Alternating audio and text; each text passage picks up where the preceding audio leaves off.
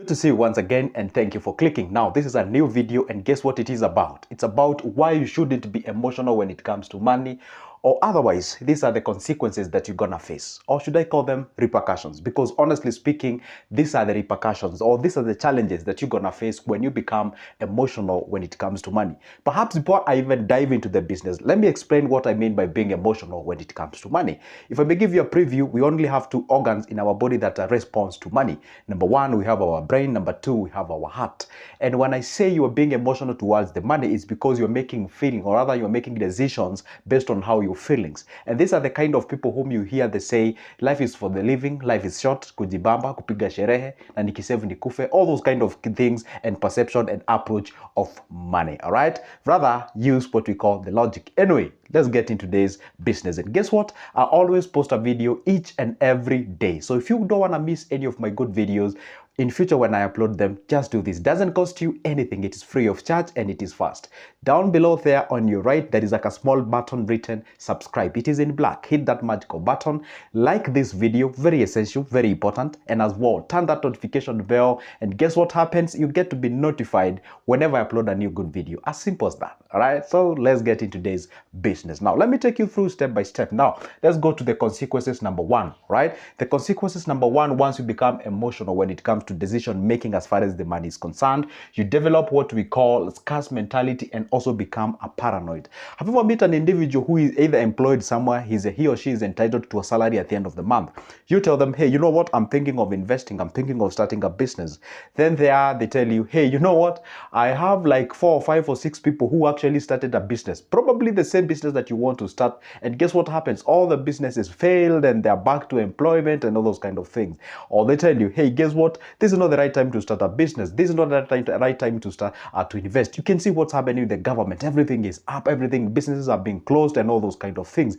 And guess what? You shouldn't even afford to lose your money. Money is a scarce thing. You should actually embrace it. Be very careful with money. You can lose all your money. These guys, they usually have what we call, they are paranoia. They have paranoid because they have this emotional decision based on the money. Because once you make an emotional decision towards money, then you're gonna get yourself in this kind of a mentality.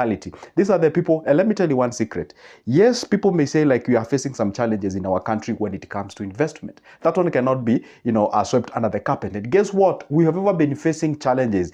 I remember back when oil, based on their history, back when Kenya was gotten the independence, of course, people are complaining during the Kibaki's or Kenyatta's era, during the Moi's era, during the Kibaki's era, Uhuru's era. And let me tell you one thing, I cannot promise you in future that you'll never hear people complaining. People will always complain. There will still be some kind of challenges, but it depends on how you view them. Remember one thing, the power rests on our tongue. That's the reality. So once you become emotionally attached to money, then this is kind of a mentality that you develop, which is scarce, and at the same time you become paranoid when you want to start something. Yes, I know we always attach some feelings with money because it usually took us time to actually manage to get that money. It also actually required us to do what we call the sacrifices. We might develop that kind of thing. Now, that graduates us to the second point. The second point now, if you make emotionally the based decision when it comes to money, you tend to develop what we call the fear of reservations or to invest your money. Absolutely, that kind of marries the very first point, meaning that you'll never actually go ahead and start to invest. There you are, you'll be over consulting. Hey, you know what, guys, what business can I start with 100K? What business can I start with 50? What business can I start with 10K? There you are over consulting people. Hey, between this and that, which one does better? Hey, between buying a land and building, which one does? There you are over consulting. And guess what? When you over consult, it's like having multiple teachers telling you same thing in a different way. Then it appears as if it's a different thing. Then you tend up not to be like, I'm not gonna make any decision. All right, there you are. One thing that you're supposed to understand, you tend to develop these reservations. You'll be like, okay, fine, I don't want to start any business because right now, as the way things look like, it's like I'm gonna lose my money. I don't want to do that kind of a thing. So all what you do is that you retain that what you have, and you're gonna get yourself into a bigger and bigger problem. So the point is this: once you make emotionally based decision, you're gonna develop reservations, meaning that you never make that stride of going out there and starting a business. And guess what? I always tell people, once you want to invest, There are two things or two requirements that you need for you to get started in business or an investment. One thing or one character, you need to be a risk taker. That's for a fact. You cannot underplay that. The other one, you need to be a crazy person. When I say crazy person, I don't mean like you're supposed to be insane. Or what I mean is that you're supposed to be an individual who does things differently from the majority. Have you ever seen some videos on the YouTube where they say how to be 1%, how to be different from the 99%, how to be the top 1%, all those kind of things? Because it is true, those number of people usually exist in that percentage. They're kind of people who appears different, they're isolated in the society because they tend to make a difference. All right, so that's the reality. The point number 3 kind of matters as well. Number 2 is that you can't grow your money, you will store money, hence be on what we call the rat race. Remember one thing, you have the scarce mentality, you are paranoid about investment, hence that means that you won't invest your money because you have the reservations. And number 3, guess what the consequences of that? You never develop your money, you never actually grow your money. All what you're doing is store your money, and hence you're gonna get yourself into a rat race. Rat race is a very popular term that is used where people are regarded as they usually survive from paycheck to paycheck. If you do not get a salary at the end of the month, then everything with you or with your life is shut. Then that means if you do not, let me tell you one secret, money loves to make babies. That's for a fact. Money loves to develop and actually retains or stays where it's appreciated and where it grows. So the point here is this: if you have this kind of a mentality, and if you do not grow your money, you'll only be showing up in your bank, see the money that you have in your bank, feel happy, then go back home, inflation is really hitting you and nothing is going on. Or what you're supposed to do is to grow your money, develop yourself, and put that money on the go, let it run and actually make more money for you, so that at least you can be able to not only grow that money, but as well develop yourself and be able to say, hey, you know what, I can now go ahead and survive on what I call the passive income rather than the conventional money that I'm actually getting at the end of the month. So the point here is this: the money that you have, I usually regard it as parent money. Raise it to a certain point that we can call it a capital. Take that money, put it on the go, that is on the investment. You can put it either on investment or a business. All right, and then after that, whatever you'll be getting will be what we call the passive income. Then after that, then you can be able to sustain your life not only in a better way, but in a very sweet way.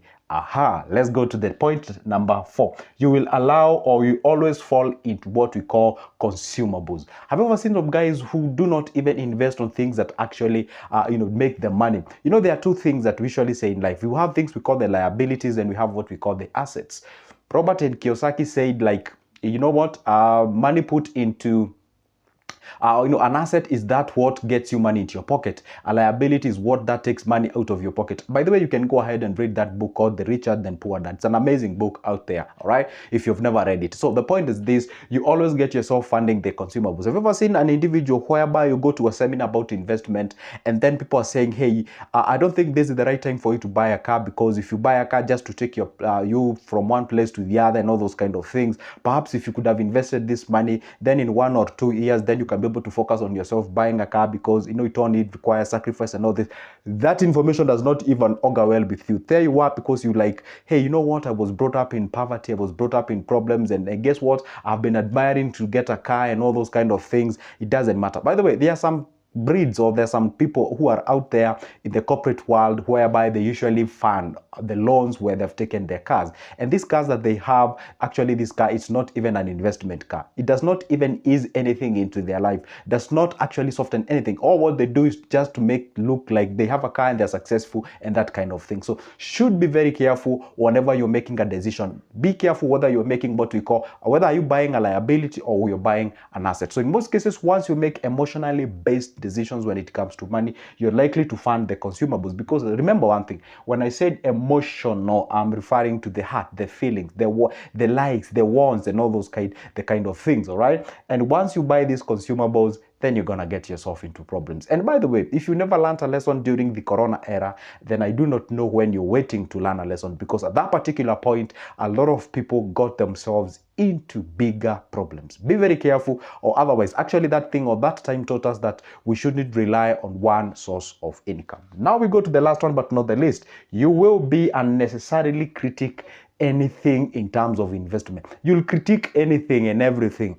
You find somebody starting a business, then they're successful. There you are, you'll be like, hey, you know what? They're successful because, hey, you know what? Their father started that business. So the guy already had a foundation. So, hey, there you are, you want to start a business. You don't even have somebody to handhold you. So guess what? That's a recipe to fail and all those kind of things. And then if business failed, be like, hey, you know what? This business will fail. It cannot work and all those kind of things. Have you ever met those kind of individuals? Now you even wonder, are they operating under the jealousy or are they operating under the understandings? Because it's hard to differentiate what happens in these people.